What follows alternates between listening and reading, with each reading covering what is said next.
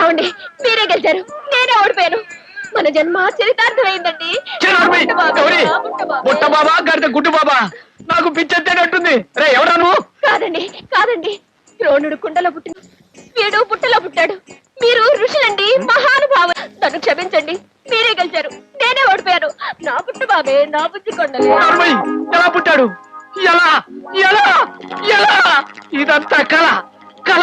ఓ దేవుడా ఓ దేవుడా, కళ చెప్పు కళ చెప్పు. నిజమే.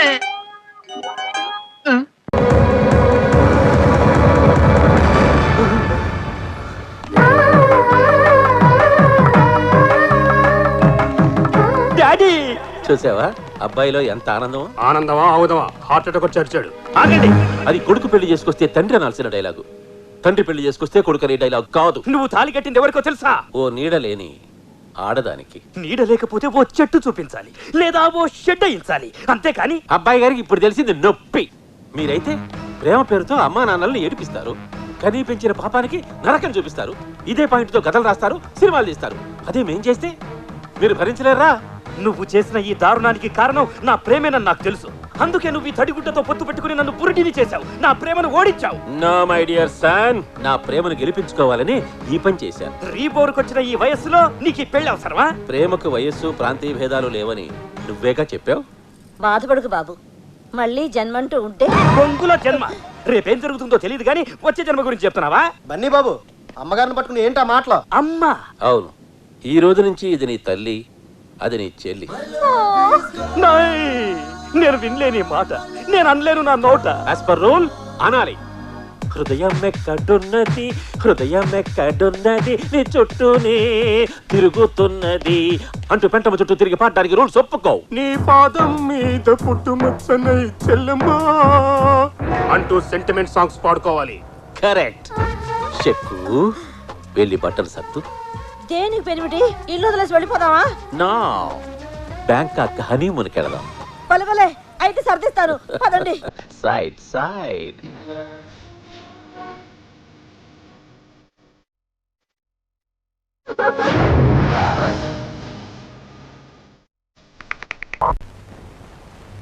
చాలా దూరం ఉన్నానుగా. ప్లాన్ ఎక్స్ప్లెయిన్ చేస్తానన్నారు. బిల్డింగే చూపిస్తాను. ఇక్కడి నుంచి అక్కడ దాకా హాల్ అన్నమాట. దానికి అవతల డ్రాయింగ్ రూమ్, కొంచెం దగ్గర మాట. దీనిపైన స్విమ్మింగ్ పూల్. మీ మాటలు భలే తమాషాగా ఉన్నాయి. ఆంధ్రభూమిలో కిస్మిస్ లాగా మీ చూపుల్లో గమ్మత్తున్నట్టే. గమ్మత్తంటే? ఒకటి గమ్, ఒకటి మత్తు. అంటే ప్రేయసీ ప్రియులు గమ్ములాగా అతుక్కుపోయి మత్తులో తేలిపోవాలన్నమాట. ఇక బెడ్రూమ్కి వెళదామా? విజయలక్ష్మి గారు, మీరు కట్టబోయే బిల్డింగ్ ఇక్కడి నుంచి అక్కడ దాకా ఉంటుంది. ఆ కనిపించే చెట్టే మెయిన్ గేట్ అన్నమాట. మార్వెలస్. ఇంత ఎఫిషియెంట్ దొరకడం నా లక్. ఇప్పుడు మనం ఎక్కడున్నాం? టాటా కార్ పక్కన. నేను అడిగింది మనం బిల్డింగ్ ప్లాన్ లో ఎక్కడున్నామని. మా కాబోయే వారు మారుతిలో సరాసరి బెడ్రూమ్కి వచ్చేసారు. బాత్రూమ్ లో స్నానం చేసి మీరు బెడ్రూమ్ లోకి వస్తారు.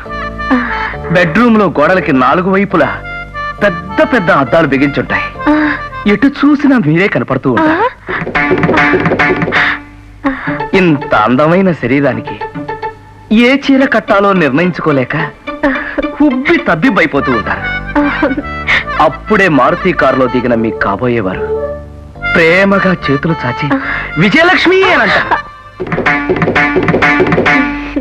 అప్పుడు మీరు ఇలాగే నవ్వుతూ ఇలాగే సిగ్గుతో తలదించుకుంటారు. అదే మా వారిని. ఆ తర్వాత మీ వారు దగ్గరగా వచ్చి ఇలా కౌగిలించుకుంటారు.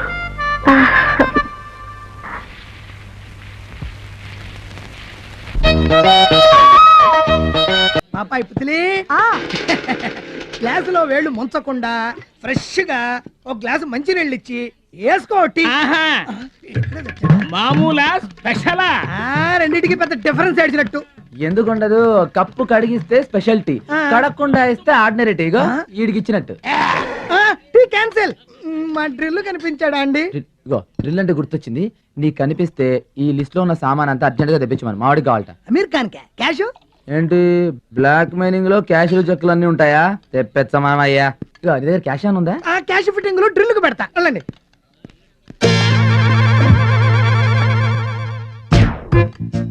ఈ డ్రిల్ బిల్ ఫుల్ గా వాయించేస్తున్నారు.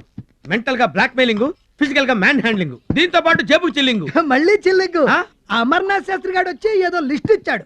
అమీర్ ఖాన్ గారికి ఏదో సామాన్లు కావాలట. తీసుకురాపో. క్యాష్ ఇచ్చాడా? బ్లాక్ మెయిలింగ్ లో క్యాష్ లో చెక్కులు ఉంటాయా? ఉండేది నేనల్లేదు, వాడన్నాడు. ఇదిగో లిస్టు. నేరేడు మారేడు వటపత్త జిల్లాడు ఉమ్మెత్త సర్వాణి కలపంతో ఉన్నాడు. ఏంటి మంత్రాలు చదువుతున్నావు? మంత్రాలా నా పిండా కూడా. అవి మర్చిపోయి చాలా కాలమైంది. రేపు వినాయక చవితి పండగ కదా, పూజ సామాన్ల లిస్టు రాసి మీకు ఇచ్చాడు తెమ్మని.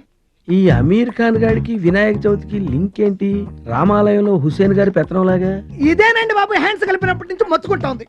అమ్మను గొట్ట, ఈ లిస్టుతో లింకుతో వాళ్ళ రంకు మొత్తం బయట పెడతాం. ఒక్క కాయ కొడితే 2 చిప్పలు. కరెక్ట్. వాలేకుం సలాం. కారు విషయం ఏమైందిరా?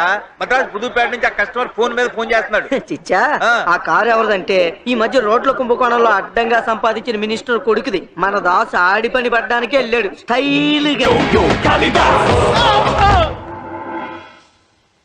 కాపాడండి సార్, మిమ్మల్ని చూస్తుంటే సాక్షాత్తు రాంబో 5 లో ఉన్నారు సార్.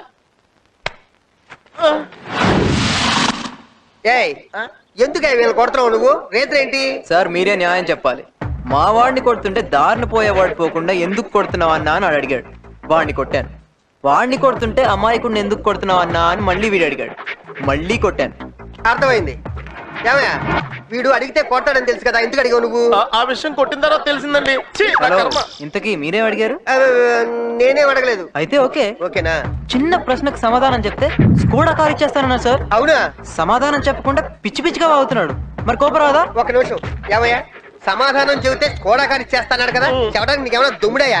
అంటే మీరు అడగండి సార్, నేను చెబుతాను. సార్ క్వశ్చన్స్ చాలా టఫ్ గా ఉంటాయి సార్. ఒక్కసారి నేను కమిట్ అయ్యాక ఎవరేం చెప్పినా వింటారయ్యా. నువ్వు నోరు పోయి, నువ్వు అడుగు. నీది ఆలస్యం. తెలుగుదేశం పార్టీ వ్యవస్థాపకులు ఎవరు? ఇదేనా? ఇదే. స్వర్గీయ నందమూరి తారక రామారావు గారు. అబ్బబ్బబ్బబ్బబ్బా, ఏమి తెలివి సార్. సార్ కొట్టేసా. ఈ క్విజ్ లో లక్కీ విన్నర్ మీరే సార్. లక్కీ అంటే లక్కీ బ్రెయిన్ ఉపయోగించాను అంతే. ఏ పాప, కారు కాస్ట్లీదే గానీ కంఫర్ట్ లేదన్నా కదా, ఆ కారు కంఫర్ట్ గా ఉంటుంది. ఎక్కి దొక్కేద్దాం. బిగ్గుదంటేనే నాకు ఇష్టం. సీటు కాట్ లో మారిపోతే భలే ఉంటది. ఇటు వాట్? ఈ కారు ఎవరిది? ఇప్పుడే నేను క్విజ్ లో గెలుచుకున్నాను వాళ్ళ దగ్గర. నా కారేది? ఇప్పుడే మా సిఐ గారు వచ్చారు, ఆయన అడుగు. సార్ నమస్తే సార్. నమస్తే. నా కారు దొరికింది. ఇది ఈడు కారా? మరి నా బుజ్జి కారు? ఏమయ్యా, దొంగ దొరికాడని ఫోన్ చేసావు? ఏడే దొంగ? ఇదిగో. ఈయన ఎవరు అనుకున్నావు? ఎమ్మెల్యే గారు. ఇప్పుడు మా నాన్న మినిస్టర్ అయ్యా. అవునా సార్? మీ కారులో చెక్కతో సహా చెక్కేస్తున్నాడు సార్. చెక్కపోతే పోయింది సార్, దాని అమ్మనైనా తీసుకొస్తాం. ఆ కారు మాత్రం మా వల్ల కాదు సార్. అసలు ఏం జరిగిందంటే,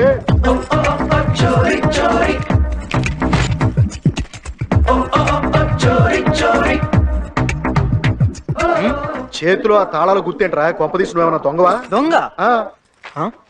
నేను దొంగలా కనిపిస్తున్నానా మీకు? సారీ బాసు, పోలీసు కదా, మాత్రం అనుమానం రావాలి కదా నాకు. మాకు 20 కార్లు ఉన్నాయండి. ఏ కార్ ఏ తాళమో తెలియక కన్ఫ్యూజ్ అవుతున్నాం. అసలు డ్రైవర్ ఉంటే అన్ని వాడే చూసుకునేవాడు. ఈడెవడో బాగా బలిసిన క్యాండిడేట్ లో ఉన్నాడు సార్. మీరు ఇటు రండి సార్, ఆ తాళాలు తగ్గించి మీరు ఇటు రండి చెప్తాను. డ్యూటీలో చేరిన మొదటి రోజే మీలాంటి బడబాబులకు సేవ చేసుకుంటానికి నేను ఎక్కడో పెట్టి పుట్టుండాలి సార్. ఉండండి, దీని సంగతి చూస్తాను. అరే ఓపెన్ అయిపోయింది. Great sir. అదే, దీన్ని బట్టి మీరు ఎంత ఇంటెలిజెంట్ నాకు అర్థమైపోయింది. ఇది ఉంచండి. Thank you sir. ఏంటయ్యా నీ కంగారు? కంగారు కాదయ్యా, అది నా కారు. అది నీ కారా? అవును, లంచం తీసుకుని దొంగకి తాళం ఇచ్చి నువ్వే పంపించావు. నేను క్రిమినల్ లాయర్ని, నీ ఎంత చూస్తాను. అలా నన్ను ఇరికించి మీ దగ్గర 20 లక్షల కారు పెట్టేసి 70 లక్షల కారు తొప్పేశాడు సార్. ఏమయ్యా, ఉన్నది పోయింది, తెచ్చుకున్నది పోయింది. ఇప్పుడు నా పరిస్థితి ఏంటి?